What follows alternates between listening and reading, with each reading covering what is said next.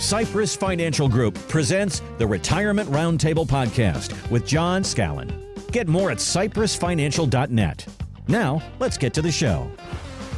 Welcome out to the Retirement Roundtable, all powered by Cypress Financial. John Scallan is here. My name is Mark Owens. John, how you doing this weekend? Living the dream, brother. I'm hanging out with you. What could be better? A baseball celebrity. Oh, stop that. If I can, Well, it is back, John Scallan. You play the organ as well? Oh, do a little bit of everything here.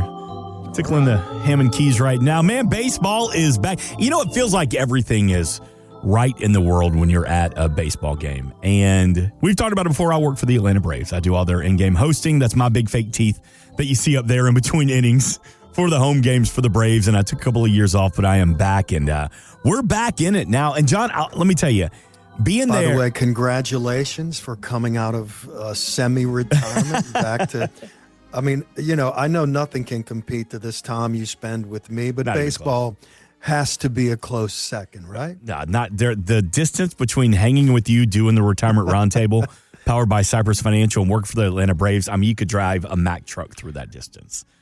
I know your request for a loan is coming after that comment. But it is fun, and I noticed, John, and we'll get to it here in a couple of seconds, but there is so much noise, and we talk about it a lot here. Just so much noise in the world right now. And to be at a ball game, be it baseball, be it NFL, be it college, and you're just surrounded by people that are fans of the same team. And it doesn't matter if you're black, white, young, old, Democrat, Republican. Everybody's on the same page rooting for the team you love. And it was good to have that moment back again last weekend with the Braves. It's just good to have America's pastime back. You took the words right out of my mouth. America's pastime. Yeah, summertime. Looking forward to another great season. And listen, when you come up to visit and come to a Braves game, I'll let you play second base for a couple innings, all right? I want you to stretch out some. Well, I'm a better keyboard player than second base, but if you threw me at shortstop, I'd really be thrilled. All right, I'll have my people reach out to your people. John, let's get to it. Let me give that number, 504-732-1001. And as we're talking about baseball, I love this. Financial author Patrick Kelly has a take on retirement planning that every baseball fan will appreciate. I think people feel like they need to hit home runs or grand slams to win this retirement game, and it's not true. All they need to do is hit singles and doubles over and over and over again, getting on base over and over and over again, and never taking a loss. I mean, think about it. We're using the baseball analogy a little further. If you could hit a single every single time and never strike out, you're going to win that game. John, it's a great way to think about it. If singles and doubles win the game, what does that look like in a retirement plan? Like, where do people usually try to swing for the fences when they shouldn't? Mark, I use this analogy all of the time with clients because it is so perfect when it comes to retirement. I mean, everyone understands baseball, and a mistake I see constantly is people swinging for the fences with money that they cannot actually afford to lose. Mark, hypothetically, think about someone from Hammond, maybe a couple, both 63, plan to retire. Now, Mark, in this case, they've got $750,000 saved. And because the market's been strong for the last decade, their entire portfolio is in aggressive growth stocks, tech stocks, small cap. They're swinging for home runs. Mark, here's the problem. Should the market drop, let's say 30%, maybe it's a crash, maybe it's a correction, doesn't matter. They've just lost $225,000. And now they're supposed to retire in 2 years with $525,000 instead of $750,000. Mark, here's the bottom line. Their plan is destroyed. So, John, it sounds like essentially they swung for the fences and they struck out. Exactly, Mark. And here's the thing. They didn't need to take that much risk. If they had just been hitting singles and doubles, they would have actually been fine. All right, we're talking about that, the singles and doubles in retirement. Patrick Kelly, the little audio piece we just played, you mentioned it, but let's break it down even further, John. What does hitting singles and doubles really look like? Yeah, Mark, singles are all your guaranteed income. Let's call that Social Security, pensions if you have them, and guaranteed lifetime income solutions. What this does, it covers your essentials, housing, utilities, food, healthcare. You know beyond a shadow of a doubt, this money is coming in whether the market goes up or down. That's a single, you're on base. And right now we're seeing guaranteed rates, Mark, let's say around 5.5% for, 3, 5, 7, or 10-year terms. Mark, that is your foundation, predictable income that you can count on. Now let's talk about doubles. Doubles are conservative to moderate growth. Let's talk about bonds, dividend-paying stocks, balanced portfolios that aren't trying to hit home runs but are still growing faster than inflation. This is money you may not need for 5 to 10 years, so you can take some risk, right? But you're not swinging for the fences. Mark, then and only then, only with the money you won't need for 10 plus years, you can take some swings. That's where you can be more aggressive. But even then, we're managing that money actively. We're not just hoping. So you're building the foundation first with the singles, then adding growth with the doubles. And only then you take the big swings. Right, correct, 100%. And here's why this works. If that hypothetical couple from Hammond had set $200,000, aside and put it into a guaranteed income bucket to cover 5 years of expenses, kept another $300,000 in the conservative growth bucket, then they could have $250,000 in an aggressive portfolio. When the market dropped 30%, they would have lost $75,000, not $225,000 in the situation where all their money was invested aggressively. Mark, it wouldn't have mattered because their income was protected. They're still on base. They're still scoring runs. And the market crash, guess what? That did not take them out of the game completely. John Scallan, your baseball cliches are on point today. I'm loving this. This is my kind of conversation. Maybe I should be announcing for the Atlanta Braves. Yeah, what do you think? we tried to switch roles. There'd be some unhappy people right now. Not because of what you're doing, but if I tried to help the people you serve out. But let's continue on. Let's talk about that as we try to swing for the fences. Where do people swing for the fences? Where does this happen when they know they shouldn't be doing that? Mark, I hate to say this, but it's often and everywhere. People will hear about some hot stock and put $50,000 into one position. They chase returns. They try to time the market. They get aggressive right before retirement because they're trying to make up for lost time. Mark, here's the worst part. They do it with money that they're going to need very soon. That's the cardinal sin. If you're going to retire in 2 years, you cannot afford to swing for the fences with your grocery money. Let's just hit base hits. You need to be on base. You need to be safe. Safe. Boy, you're a Hall of Famer in my book. First ballot Hall of Famer. John Scallan, somebody's listening this weekend, and they realize, you know what? He's talking to me. I've been swinging for the fences way too much. I need these singles and doubles for my retirement strategy. I can't afford to lose. What should they do? First thing, Mark, pick up the phone, 504-732-1001. You can always go to cypressfinancial.net, get more information, or book an appointment. What we are going to do, we're going to look at your portfolio and figure out what is a single, what is a double, and what and when to take that home run swing. Once we have that information, we're going to make sure that you're not taking unnecessary risks with money that you're going to need in the next 5 years. Remember, all the initial meetings with us are complimentary. We'll walk you through your plan, identify where you are exposed, and show you how to start hitting singles and doubles instead of swinging for the fence and striking out. Here's the key. In retirement, you don't need grand slams to win. You just need to keep getting on base over and over and over again. And that, my friend, is how you win the game. Round of applause. Bottom of the ninth. You hit a home run with that conversation, talking about the singles and the doubles for adults in retirement. Serving the entire Gulf Coast, New Orleans, the surrounding area. To get more, cypressfinancial.net. And John, one of my favorite movies of all time is Uncle Buck. Uncle Buck, starring John Candy, Macaulay Culkin. It's celebrating its 40th anniversary. And one of the best scenes is where John Candy's character is getting grilled by Macaulay Culkin, firing off questions one after another. You remember this scene? Where do you live?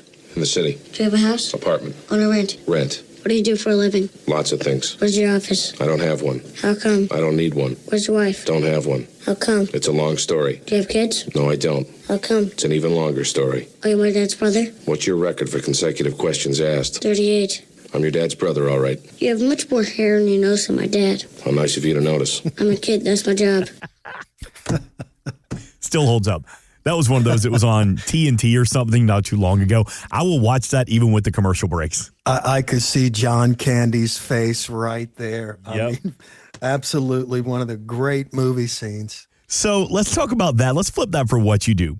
When you sit with somebody for the first time, obviously you're not firing off the questions like that, but can you walk us through that initial meeting? How does it go? Because I think a lot of people really do. They wonder what to expect when I meet you, John.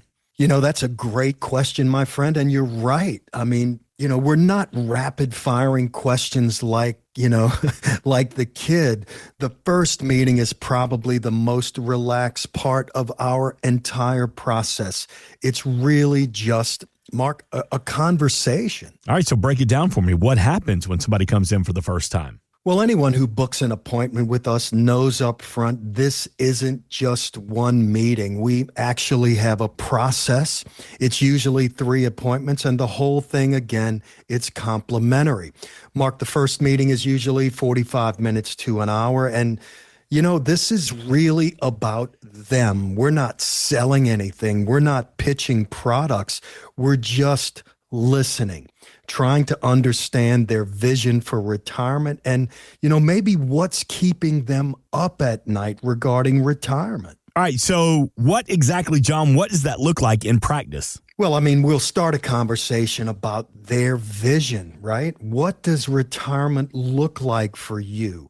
What are you hoping to be able to do? Is it travel, spend time with grandkids? Maybe you're thinking about starting something new, a new venture, a new hobby. Again, what keeps you up at night when you think about retirement? What worries you the most? So a lot of people think, John, like in that first conversation, we're going to get real deep into the numbers, into the portfolios, into the investment, into the risk. Not so much. We don't really dive into the analysis just yet. Absolutely not, Mark. Not in that first meeting. I mean, we might mention some high-level ideas if it feels natural in the conversation, if our potential clients want more ideas along that line, but we're really not going to get into the weeds. That really starts in the second meeting. All right, so let's talk about it. What happens after that first meeting? Well, we schedule the second appointment, and that's where we do the analytics. We take everything that they have told us and run it through 2 third-party softwares, Morningstar, then our retirement analyzer. And what this does, it will show them exactly where you are today. And then we'll see if we see any areas that we think there's room for improvement.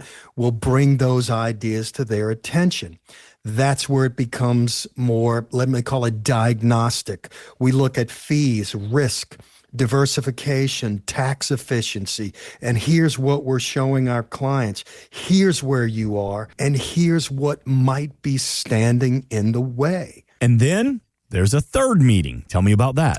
Yeah, that's exactly right. I mean, if they like what they see and they want to move forward, that third meeting is where we present a full plan, a full financial plan, and we talk about how to implement this plan, but only if it makes sense.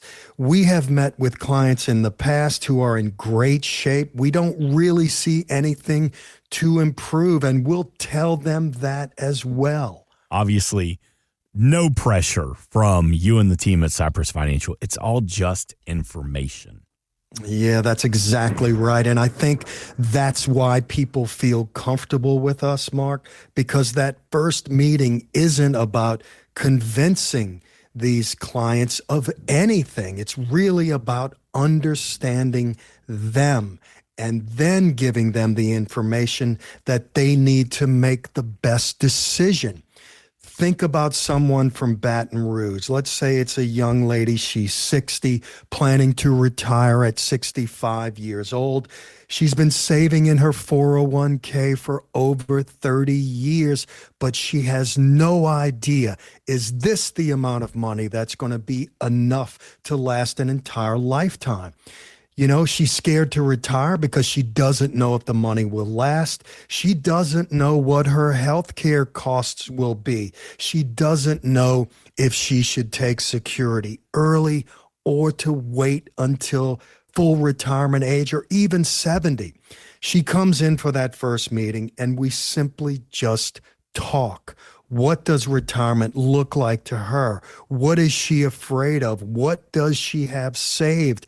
What are her minimum expenses that she has to have to live a quality life? Then we move into that second meeting. We show her the numbers. Hey, look, here's your situation. Here's what your plan looks like if you retire at 65 years old. Here's what happens if the market crashes. Here's what your healthcare costs might be. And here's where we see opportunity to really move the needle. By the end of that second appointment, she knows exactly where she stands. No guessing, no hoping, just the facts. And then she can decide how she wants to move forward. So at the end of the day, the entire process, John, is just about being transparent. That is correct. I mean, retirement is too important to guess, and people deserve to know where they stand, whether they work with us or not. All right, John, somebody's listening this weekend. They're curious about that initial meeting. What would it look like? How do I get involved? What do I need to do? What do I need to bring? We went over some of the topics there, but they're ready to take the next step. What should they do? Yeah, easiest thing to do is pick up the phone, 504-732-1001. Let's go ahead and schedule that first conversation. Again, a conversation. We'll sit down, talk through your situation, and figure out where you stand. Mark, there's no pressure, no sales pitch, just honest information about your retirement. The initial meetings are always complimentary. And by the end of the process, you will know exactly where you are, what your options are, and whether we are the right fit to help you get there. Remember, retirement planning shouldn't feel like an interrogation by a kid firing off 38 consecutive questions. It should feel like a conversation with someone who actually cares about helping you succeed in this next chapter called retirement. 504-732-1001. All right, John, I got a couple of questions for you real quick. Who's your favorite sports team of all time? The New Orleans Saints and Drew Brees, my friend. John Scallan, what's your favorite food? Let's call it grilled tuna. Oh, nice one. What's your favorite vacation spot? Well, I would say mangia, being in Italy and constantly, having a glass of red wine and some incredible olive oil and a loaf of crusty bread. I don't know. That's as close to heaven on earth as I've found. All right, the bar is open. You have a decision. You can do a beer, wine, or a cocktail. What are you going to have? Oh, a smooth glass of Cabernet, my friend. Every time. Last question for you. Who's your all-time favorite radio co-host? Is this the leading question? 100%. let me be honest. Working with you, Mark, has been quite the honor. I think I've got notoriety just because Mark Owens is my co-host. Cut that crap out. Let me tell you something. 504-732-1001, cypressfinancial.net. You can put faces to the voices that you hear every weekend. John Scallan and the entire team. And from the homepage, and we get it every week if you just want to shoot the team a note. John, I was listening to the show and I had a question about income. John, I've got a little curiosity about how an annuity could benefit my overall financial future. Nothing wrong with send the team a question, send them a note. You could do it from the homepage, cypressfinancial.net.